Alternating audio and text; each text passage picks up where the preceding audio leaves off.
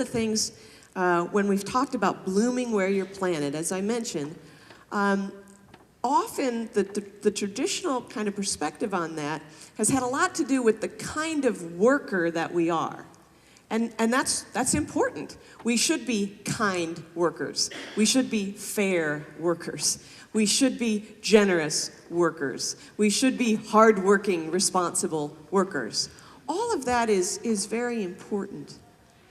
But the problem with that is that it doesn't focus a whole lot of attention on the work itself. And the work itself also really, really matters.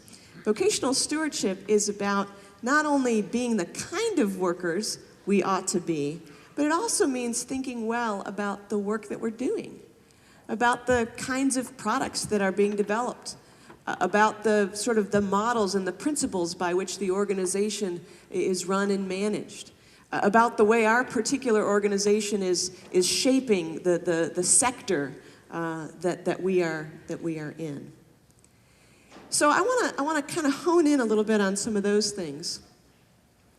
I believe that what we need to do when we think about vocational stewardship is kind of connect our work at a deep theological level to God's ongoing work.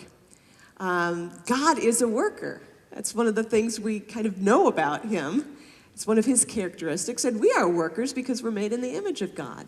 And of course, as you know, work came in Genesis 1. It wasn't a post-Genesis 3 thing.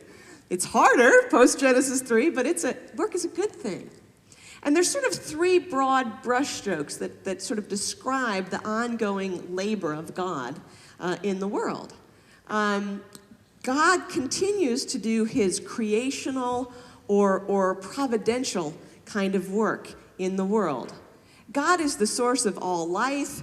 He is the source of all food. He is the source of all medicine. He's the ultimate source of everything that we need for the ongoing life in creation. He's the ultimate source of all of that provision. But we as human beings, of course, we participate in that. God is the ultimate source of all food, but we need farmers, and we need fertilizers, and we need truckers, and we need grocery store owners. God is the ultimate source of medicine, but we still need scientists and pharmacists and doctors. So we participate in that world, in that work of God. And that begins to help us, I think, have a real high sense of our calling. I really appreciated an interview I did with a young woman, Wendy, from Durham, North Carolina. At 20 years old, she started a cleaning company, a house cleaning company. It's called Carpe Diem Cleaners.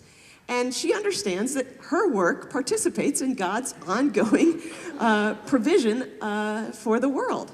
Cleanliness is a good thing.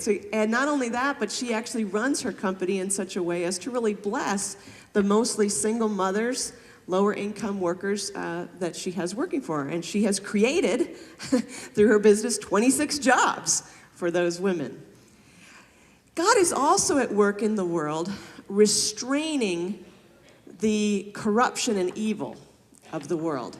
Now, there is plenty of corruption and evil in the world, right? All you got to do is flip on the TV, and it's very depressing. But because of what we call the doctrine of common grace, because of God's active holding back some of that evil and corruption, things, believe it or not, are not as bad as they otherwise would be.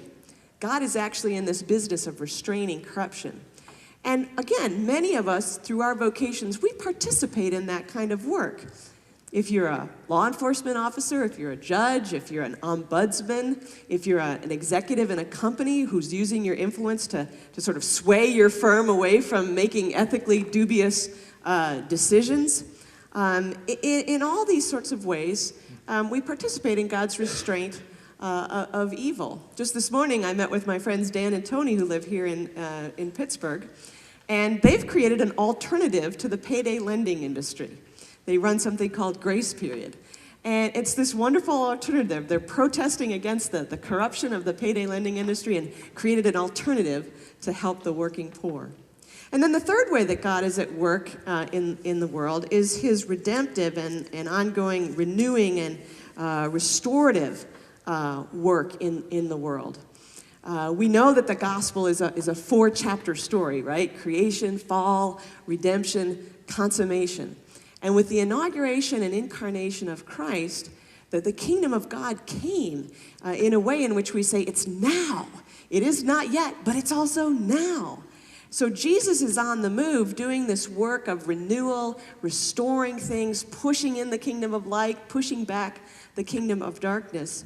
And again, our human labor, we get to participate in that kind of redemptive and restorative work. And when we can begin to understand how our daily labors, which sometimes maybe feel a little mundane or boring or hard, when we begin to envision how they connect to this high purpose, I think it can really kind of put some fire in the belly.